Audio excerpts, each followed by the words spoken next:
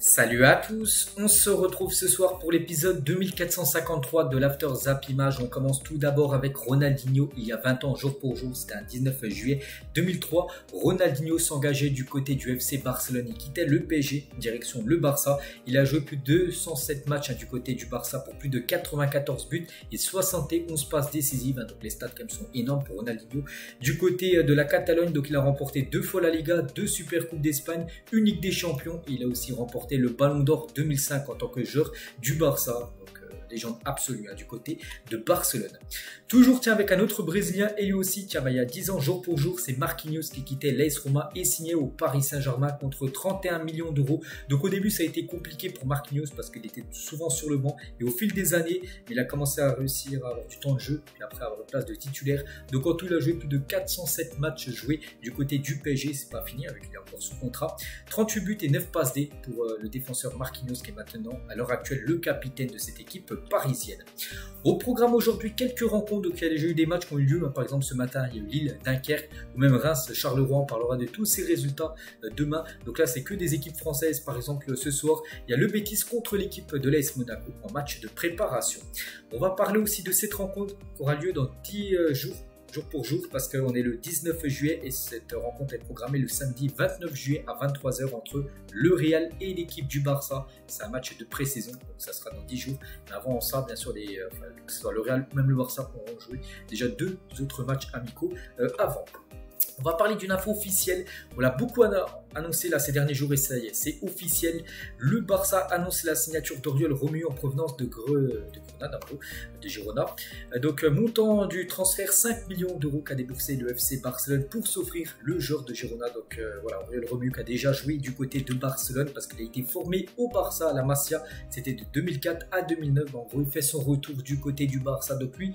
Je pense qu'il n'y a pas beaucoup de personnes qui le connaissent, c'est un joueur qui joue milieu de terrain et du coup ça fait un nouveau milieu de terrain et c'est vrai qu'il y en a pas mal, il y a De Jong, Gavi, Pedri, donc Romeu, Gundogan et Franck Kessié.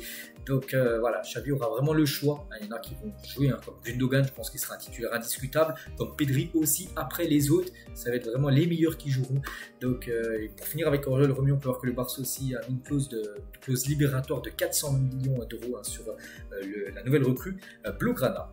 On va parler aussi d'un autre transfert, lui aussi j'en ai parlé là ces derniers jours et c'est officiel. L'ancien crack de la génération 87, Jérémy Ménez, rebondit à Bari, c'est en série B italienne. Le français s'est engagé pour une saison plus une autre année en option, s'il est bon on peut dire, et c'est vrai que lui il a joué dans pas mal de clubs tout au long de sa carrière. Il avait commencé à Sochaux, ensuite Monaco, Roma, PSG, AC Milan où il était quasiment au prime de sa carrière, ensuite Bordeaux, puis après ça a été un petit peu la descente, Antalya Sport, Club América, Paris FC, l'équipe de Ligue 2, Regina et maintenant Paris. Donc il a 36 ans et c'est peut-être le dernier club de sa carrière pour Jérémy Ménez. Officiel, Jonas Martin s'engage librement 2 ans avec Brest après son passage à Lille. J'en ai parlé je crois aussi avant-hier que c'était fini, il avait annoncé officiellement son départ du côté de Lille et du coup il s'engage gratuitement du côté de Brest pour les 2 prochaines années. Mad Hermansen, donc c'est un gardien danois, le nouveau gardien de Leicester City et visiblement il a taffé un bras plus que l'autre à la salle de sport, parce qu'on peut voir le bras droit, regardez le bras droit qui est très bien développé et le bras gauche un peu moins, mais bon voilà, c'est le nouveau gardien de cette équipe de Leicester qui évoluera, n'oubliez pas, en 2e division anglaise saison prochaine. Nice s'apprête à refaire une offre pour Jean Rittner Bellegarde, ils ont déjà proposé 6 millions d'euros Nice à Strasbourg pour le joueur Bellegarde, donc ça a été refusé par Strasbourg, donc Nice devrait améliorer son offre. On parlera tout à l'heure de Nice par rapport aussi au mercato. On va parler aussi de Félix. J'en ai parlé à midi sur ma chaîne principale, j'ai dit que Félix avait envoyé un magnifique message au Barça alors que c'est un joueur de l'Atlético, donc ça n'est pas du tout passé du côté des Colchoneros. Et la sortie de Félix sur le Barça n'a pas été appréciée du côté de Madrid. Cette nuit, la plaque du Portugais devant le Metropolitano a été vandalisée. On peut voir l'insulte qui a été marquée sur la plaque de Félix, qui a été vandalisée dans l'année dernière, comme je le répète. Il a dit qu'il aimerait jouer au Barça, que c'était son club de rêve, voilà, alors que c'est un joueur de l'Atlético. Bien sûr, c'est pas du tout passé auprès des supporters. Le commentaire de Neymar sous la publication de Sergio Rico, tu nous manques mon pote, force et reviens vite, je veux te marquer des buts. Voilà, par rapport au message, la photo de Sergio Rico qu'il avait mis par rapport tout l'effectif du PSG, bien sûr, qui a apporté le soutien à Sergio Rico. Donc voilà, Neymar a hâte qu'il fasse son retour pour qu'il puisse lui marquer plein de buts. Léo Messi devrait faire ses débuts avec l'Inter Miami, donc c'est vendredi après-demain. Ça sera peut-être les premières minutes de Léo Messi dans son nouveau club au Pays-Bas, qu'il a déjà repris l'entraînement là, il y a déjà 2-3 jours. Hein, donc il devrait disputer sa première rencontre. Après-demain, on en reparlera bien évidemment. L'attaquant ivoirien Beignet Traoré a signé à Sheffield United contre 4,5 millions d'euros jusqu'en 2027. L'international U23 ivoirien évoluait à Aken en Suède et avait marqué 24 buts en 57 matchs. Hein, pas mal quand même pour le ratio quand même de buts inscrits par match. Et du coup, direction pour lui Sheffield United hein, du côté de la première ligue. Hein, je crois que cette équipe monte en paix la saison prochaine.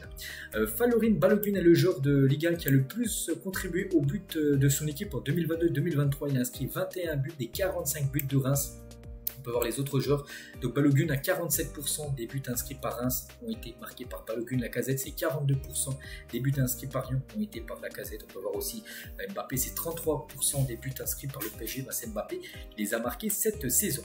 Luis Openda explique son départ du Racing Club de Lens de manière assez froide. Hein. J'ai fait une très belle saison avec le Racing Club de Lens, mais après il ne faut pas oublier que moi je suis un joueur qui a de l'ambition.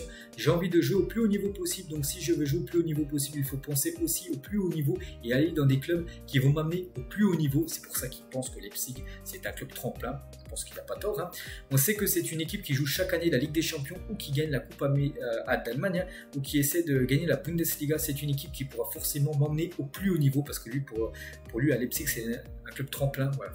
Faire Leipzig Lens, ensuite Leipzig, puis après peut-être un top club, le Real, je sais pas, Manchester, un FC Barcelone, voilà, peut-être dans le futur. Hein, donc voilà, c'est un club tremplin pour lui parce qu'il veut jouer encore plus haut, le joueur Openda.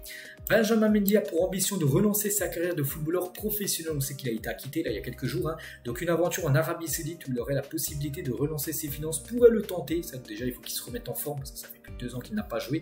Et après, il fera peut-être une pré-saison de son côté. Et après, voilà, s'il y a une offre en provenance d'Arabie Saoudite, on sait que les clubs saoudiens sont très actifs et il pourrait peut-être s'offrir Benjamin Mendy qui veut rejouer au football.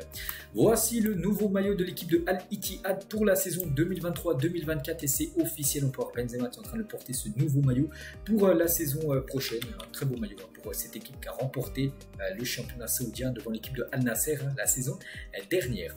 Diego Maradona, le regretté Maradona avec le maillot du Brésil. C'est la rivalité entre le Brésil et l'Argentine. Donc voilà, cette légende argentine a porté le maillot du Brésil à l'époque.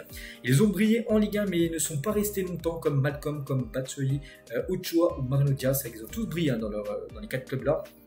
Après ça, qu'ils sont restés quand même qu'une saison. Alors voilà, 1-2 saisons, c'est très peu. Ils auraient pu faire des grandes saisons, enfin devenir des légendes, on peut dire, dans ces 4 clubs là. On revient les gars sur Nice, intérieur, j'ai dit qu'avec Bellegarde, Nice les gars, on va parler mercato parce que la reprise du championnat approche à grands pas et le GC Nice n'a toujours pas enregistré la moindre recrue cet été. Il y a déjà des clubs qui ont beaucoup recruté, beaucoup d'arrivées et pour l'instant Nice, il n'y a toujours aucune arrivée. Une tonne Bellegarde, mais bon, ça a été refusé par Strasbourg, donc voilà, pour l'instant aucun transfert du côté de Nice. Et on finit les gars, le premier joueur auquel vous pensez en voyant ce maillot de Manchester United il y a quelques années. Donc moi j'ai pensé directement Patrice Evra qui portait hein, ce maillot. C'était Ferguson le coach de cette époque quand Manchester portait ce maillot. N'hésitez pas à mettre en commentaire vous avez pensé à qui en premier en voyant ce maillot et moi je vous laisse parce que c'était la dernière photo du jour et je vous souhaite une bonne journée. On se retrouve bien sûr demain pour le prochain numéro. À demain.